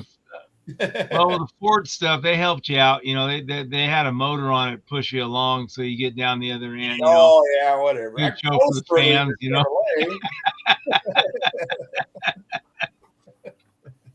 Oh well. If you look back from the old shows to now, like Dan said, it's cat and mouse. One pushed the other. Vehicles. I mean, we went from sleds to start with. It was just loaded with dead weight, and people stepped on them because nothing went faster than 2 or 3 miles an hour. They got bigger. Sleds got bigger, and even from the '80s that we're talking about now, just a box going up and nothing else going on. I mean, between the Ellenbaum guys with Thumb and Dave Hager and those guys that figuring out how to make a pan drop and then figuring out how to put teeth underneath them. The evolution of vehicles pushed the evolution of the sleds, and then vice versa. It all went together. Yeah, the first technically drop sled that we had out here on the West Coast was when Gary Fernandez bought I want to say his old Coors Light sled or Coors. White one out of Arizona, wasn't it? No, Colorado. I thought Colorado. I think. Yeah, I don't know why I know that, but. And then Brian ended up buying it from Gary in 2000. That was updated to us out here for quite a few years, coming from Trucker's Trouble and the Cal Poly sled and all that. That was the first real quote unquote drop sled was that one out here. I think Ellenbaum's wasn't that big one he built. Wasn't that the first drop by us, Logan?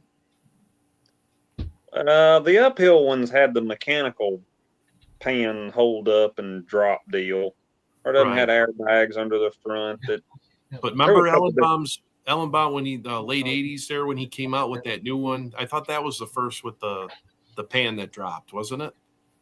No, the flat one, 14, was the first one that actually had down pressure on. That's okay. That's what, because the back would come up on it. Yeah. That's what it was. Yeah, that was the first one of his that had push down on it. Yeah. I think, and it's kind of like the old argument that say, well, who had the first one that was actually self-propelled? There's lots of different opinions. Ellenbaum, the 14, actually had hydraulic push down.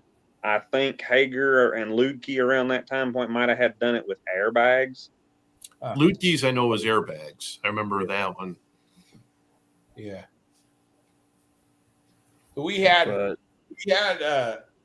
guys around here that did truck pulls in the 70s, and they had a sled they built, which is still running. Still runs in Smith Valley. They do it for tractors, for little antique tractors, but it's an old 3-axle transfer sled or whatever.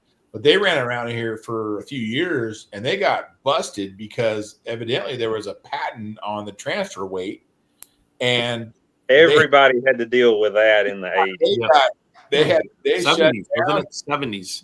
Yeah, it was the 70s. Yeah, Yeah, it been late they got 70s. shut down because of that, and that Sled's set for a long time. And when I was with Country Mods, we tried to buy it, and they wanted way too much money. But now it's out at Smith Valley, and they're still pulling it, so it's kind of cool. Interesting. Dad's sled, before I completely stripped it and painted it a few years ago, which it needs repainting again. It actually had one of the Watkins Associates patent decals on it, and I took a good picture of it.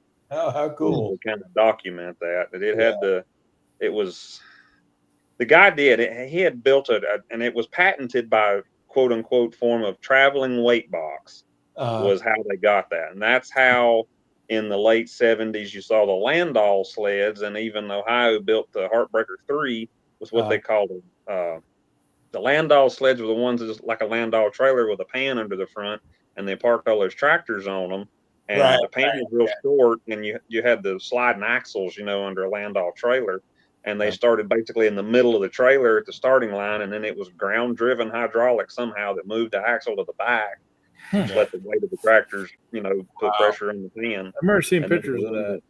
Yeah, I think a lot of those old pictures, like from NTPA, especially from back around, I think they used it at Louisville a time or two. But it did not have a traveling weight box. That was their way around the patent. Right. And then Northwest Ohio tried that with Heartbreaker 3 that had basically like a big box with a set of tandems under the back and a pan under the front. And the guy actually wrote on the back, and it was some kind of ground driven linkage, and it had basically a training wheel that was right in the center of the pan. Wow. And it was pushed down by mechanical linkage to let the weight ride on the tire, and you could change gears in it, and the further it went, it would back the linkage off and actually raise the wheel up. I mean, the sled didn't actually move any weight. It was just in there all the time. It just went from rolling to, lifting that wheel up and letting the pan on the ground. But it didn't perform like they thought it would. That was actually built in the early 80s sometime. I think I've got a magazine article about it somewhere.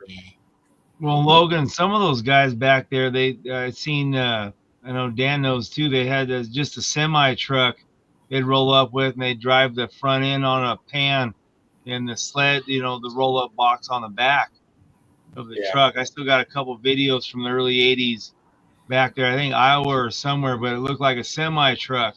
North Dakota, they still run one of those in North Dakota. Well, there's one. What do you think, Dan? Where were those at? One where, Logan? There's one still running like that I know of. It's in Western Pennsylvania, and actually the guy that is I take that back. Jeff doesn't run it anymore, but Jeff Solly, who's I think he's I don't know if he's technically the secretary or the treasurer of the Sled Association. He ran that thing for a while. He doesn't anymore. He took up with a guy with a super farm tractor, and he actually got to the fun side of pulling, as I call it. But that thing's built out of an old cab over Mack, and they still use it. They still move it around. Wow. And it's that's cool. I don't want to use the word antiquated technology by what we have now, but to walk up to the thing and look at it and see it work, I guess it's kind of like looking at farm machinery from 100 years ago. You look at it and think that's pretty slick that people thought this up for this to work this good. Modern marvels. It's a good spectacle to the sport and how the things went. That thing, and it still does. They still pull hot farms, all kinds of pickups with it, and they'll pull street semis with it. Wow. It's pretty neat. Wow. Oh, cool. That's cool. Never move any weight. They just change gears and change where the pan drops and stuff. Wow. That's awesome. That's awesome, man. Cool. Well, anybody else got any questions for these two or three? I'm sorry, I forgot about you, James. Okay, I got three. I got 4 questions. I'm gonna start with James. James, what's your plan for next year? Well, I'm hoping I'm gonna be able to come to most of the pulls. It's I get off pretty early for school in May, but I don't know if I'll be working this summer or where I'll be. So Well, my that's it. We have goal a is just to be at as many pulls as possible, regardless of the points or winning or anything else. I just want to be there. Yeah. Right on, man. Right Well, on. And I got okay. We'd love to so- have you there, but if you're not, that's okay, James. It's okay. No, Yellow Fever will still be there, Chris. Don't worry. Don't We know worry. you I have gotta say, backup drivers. I had a question for everybody before I left. So, Chris, you still going to drive a Ford next year? Well, the hell didn't freeze over, did it? Okay, no, I'm just checking, just making sure, man. You I'm know, gonna keep it on the ground from now on, okay, Logan? We'll keep it on the ground. I know you guys. Dan, Well, a Gish, bummer. get I on really real wanted quick, to see Gish. you. Yeah, oh yeah, Gish will be down. You guys got him hooked in, so he'll be down more next year. But Dan, bummer, I missed you at Madeira, man. I was looking forward to seeing you. I went by a couple times, just everything going on, but I'd really like to talk to you more because your history on the Poland is just unbelievable, man.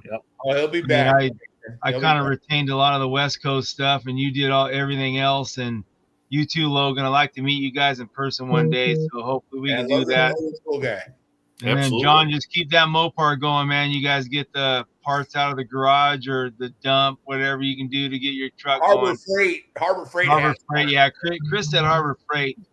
Harbor So, no. Harbor Freight and Amazon. Amazon. All right, good deal, man. But no, Dan, I wanted to ask you. So you've been to so many polls out there. What was your favorite truck ever?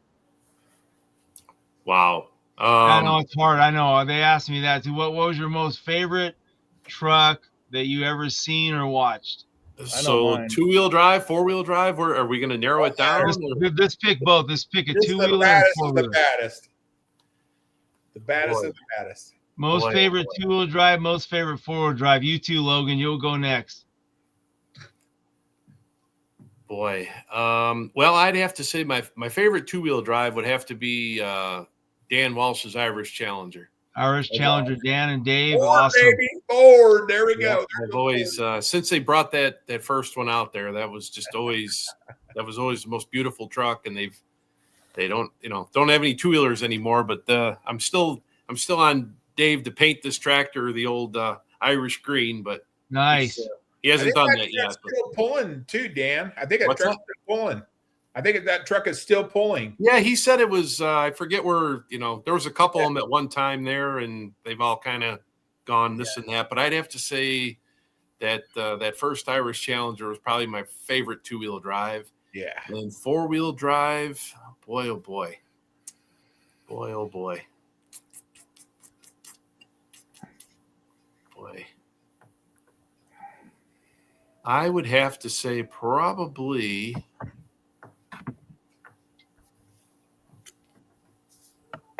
I would have to say that Oklahoma Showdown when that came out. Oh yeah, that was a good one. Johnson's. Johnson Brothers, yeah. Yeah. I would say that was probably the I would say that. I mean, because that thing was state of the art there. Angler built the frame on that, and I'd have to say that would probably be my, back when favorites, and Awesome. Thanks, Dan. What about you, Logan? Favorite 2-wheel drive, favorite 4-wheel drive? Oh, You already asked me one question I couldn't answer. Where my favorite place was. yeah, I can't answer that either. I know it's hard. I know I've been there too, man. It's hard. There's so many good ones. I love them all. I like them Me all. too. I'm gonna say, if I was real honest about it, I'd probably hurt feelings of the top 3 up there because my favorite 4-wheel drive would have black smoke coming out of the hood. But sorry, That's cool. Yeah, that'll work. Hey, we cater to the hairdryer guys too. It's okay. You know the hairdryers, right? What's up, guys? yeah. Hey, where you been? Hello. Sorry about that. Now I can hear you. Yeah. Where you been? Driving. We're like almost over. I know. Perfect timing, right? Oregon time. He's got Oregon time. Yeah, exactly. You guys are goofy. Yeah, nope. Sorry, I missed it. We were heading over the hill tonight to go see family. So Dan, if you could drive any pulling vehicle, whose would it be and where? Oh boy, current or back when? It doesn't matter. Anytime. Don't matter. Don't matter.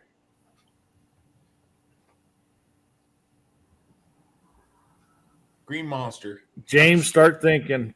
I already got it. I would have to say probably the old Irish Challenger mod. Yeah, Nice. Awesome. Right on. Awesome.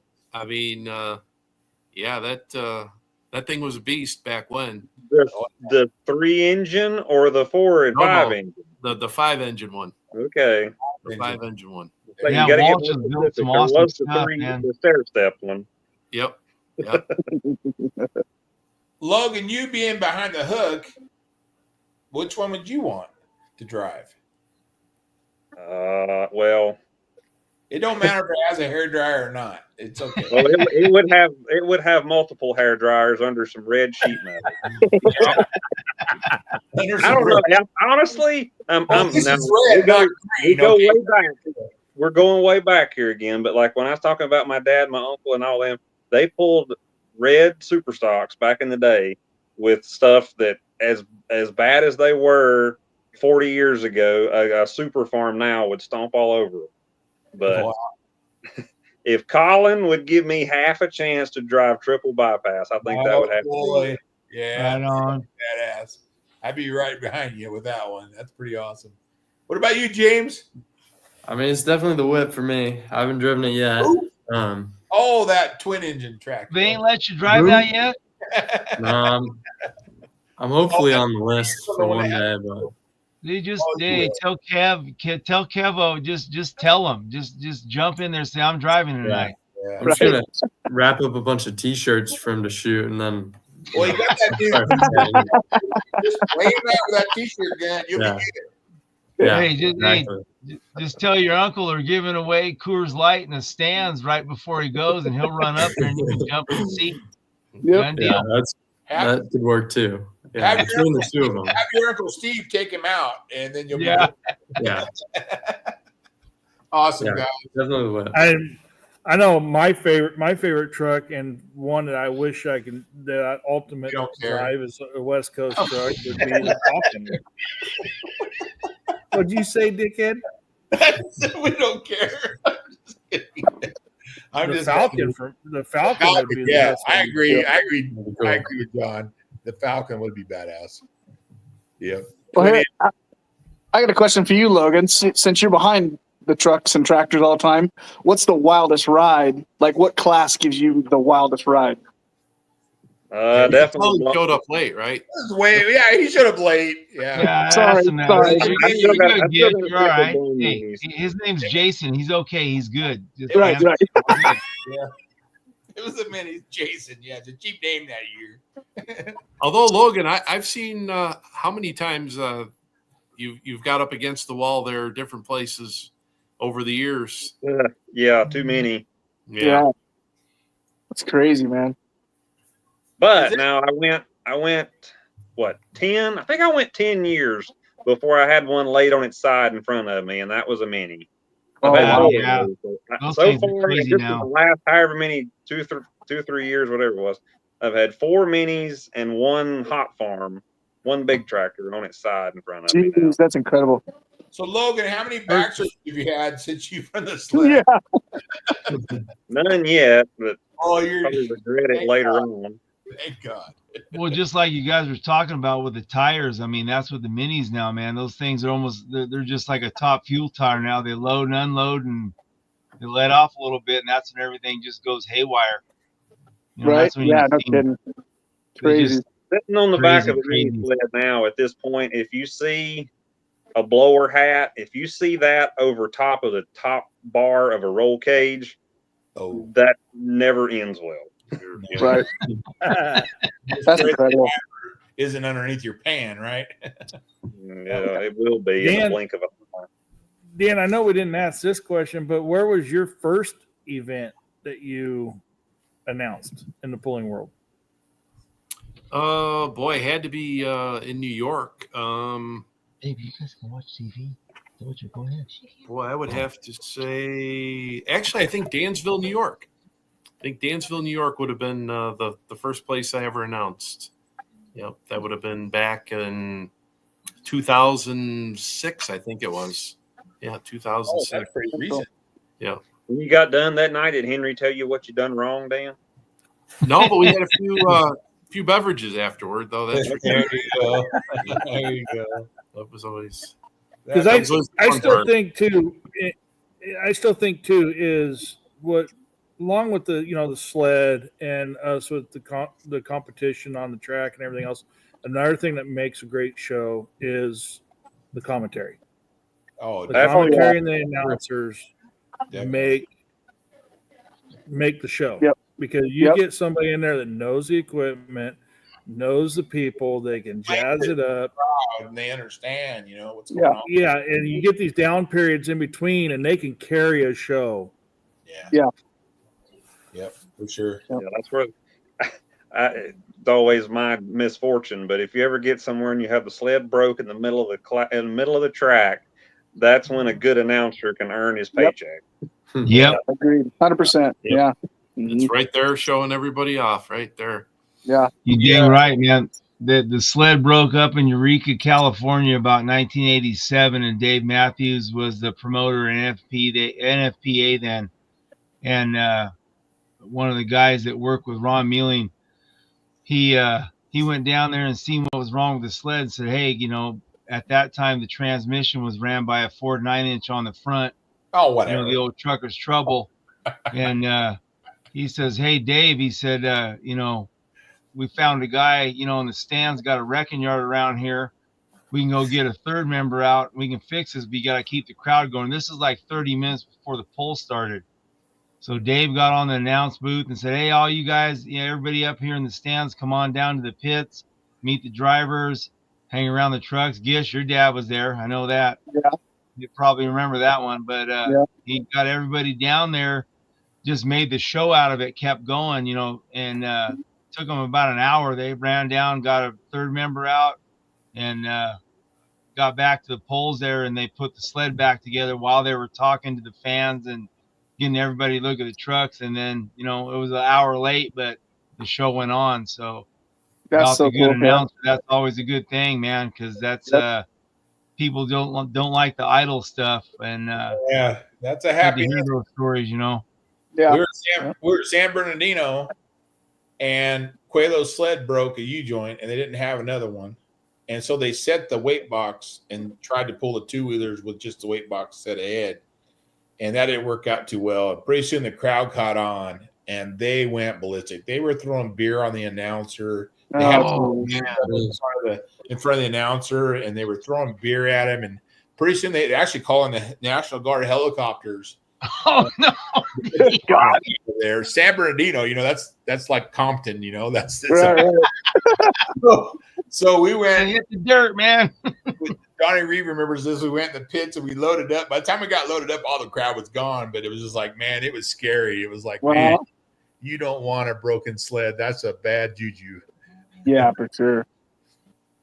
But we made it out alive. That's the main thing. Yep. Yeah, no spray paint on the side of the trucks. You're good, Chris. Yeah. That's good. Oh, we didn't get tagged. No. Good, right on. Well, we definitely want to thank you guys for coming. Dan can attest to this better than anybody now. We're talking about people don't like idle time.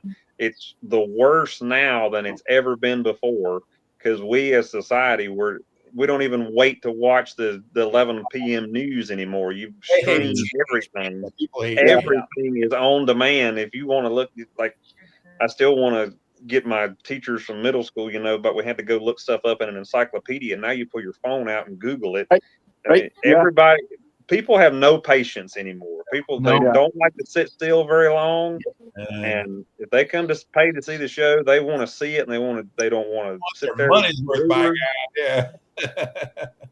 Well, and then a lot of it's so fake. What do you believe? A lot of the news and stuff, it's so fake that the stuff that they post online or Facebook or Instagram or whatever, a lot of it's fake and made up. You're like, so is it even real? Right. Exactly. It's just like that 900-inch motor that Double Ugly's getting this winter. Yeah. Yeah, pullers aren't fake, Dave, man. The pullers are all legit. Ford motor in it. The Ford guys. Listen, you're getting one too? Some kind of joke. Yeah. Something going on with the Ford guys. You're screwed, man. Garrett and I come for you, brother. Well, if Dave can win with a 572, I don't need to do nothing. We're good. Yeah, no shit, right? I think we got 620 in it. Yeah, you're good. You're Not a good. baby. Yeah. We're changing the rules. Congratulations, James. That's awesome, man. That's awesome. Good job. Thank you. Right on, James. Yeah, Well, that's good, man. Way to go, brother. You know what, though? I mean, you winning that was pretty freaking cool, but your reaction when Kevin beat Melanesia, oh my God, dude. Yeah. You freaking levitated and were like, yeah, high fiving everybody. It was badass. That was cool, man. That was a cool reaction. The random people I was shaking probably still have bruises from Yes, oh yeah. back Sunday I was. Yeah. My hand still hurts, but yeah, it's all right, man. We're good. Yeah. I No, heard that was freaking awesome. that to beat them, man. That's good. as great of a pass. The whip made just an awesome Oh, pass. yeah, it was yeah. beautiful. Yep. Incredible. And that was the first time in a couple of years that he had been beaten. Yeah, forever. That's the first time Yeah. I've tracked you ever Yeah. beat here. Yeah. That's impressive. The whip beat Yeah. Melanesia. Yeah, that was pretty cool.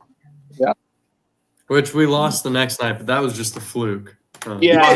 He was out to get you the next night. That was a one-off for The sure. whip lost, but the Yellow Fever won. So The Yellow Fever did win, yeah. So I had a great win both nights. points. Right, Good yeah, job, exactly.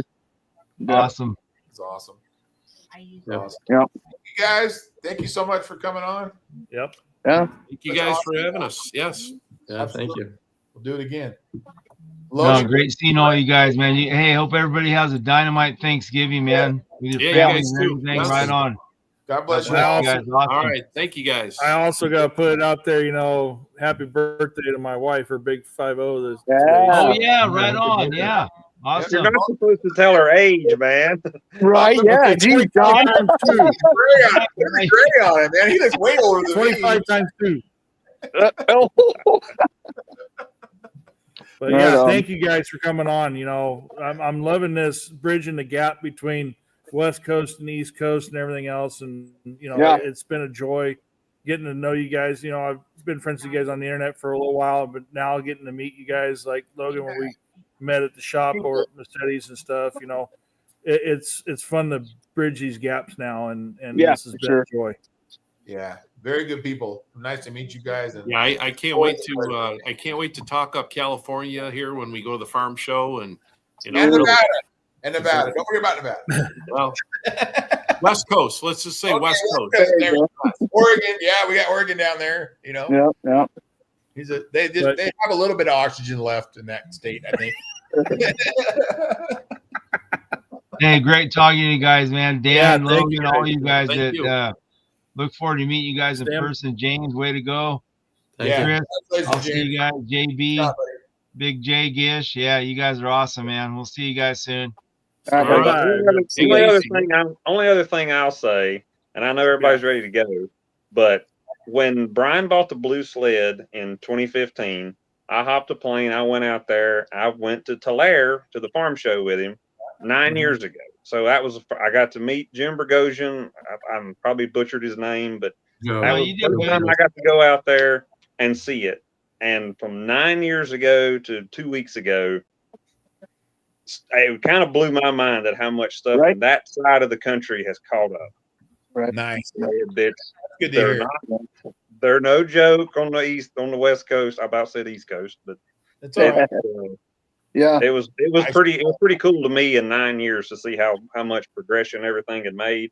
And I got to go to Bowling Green for my very first time this past year.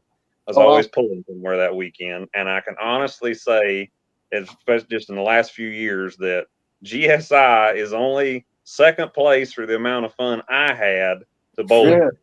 Oh, Wow, that's right awesome. on. Yeah, You can't go to Right. California and Cool. pull with that much and have a good time. It is your own fault. You are like antisocial or Right. something. That's cool, man. That's awesome. Yeah. Yep. You go to bed. Yeah, I know. Yeah, that's a hell of a compliment. Make sure- Yep, that's awesome. Make sure your dad hears that, James. Yeah. No Yeah, kidding. I'm sure he's watching. That's Yeah. pretty awesome. No, it's cool. Yeah, you're going to be busy next year, Logan, flying out and running that sled every weekend for Brian. So, Frequent flyer miles coming. yeah, you're gonna get, you got a private jet or what, We'll keep you fed, Logan. We'll keep you Yeah. fed. Yeah. All right. Yep. Hey, just be nice to two-wheel drives that got weird trucks. That's all I'm saying. That's just be nice. That Joker guy over there, you got to watch out for him. Yeah. So, well, thank you Trust me, guys, and stand by. Somebody I'm comes gonna. and tells me that like something don't work, then I get experimental. I was like, no, it'll work. Just let me figure it out. Right. Right on, Right. man. Awesome. So, yeah, stand Awesome. by. I'll play it Thank out. you Hold on. guys. Yep. Happy Thanksgiving.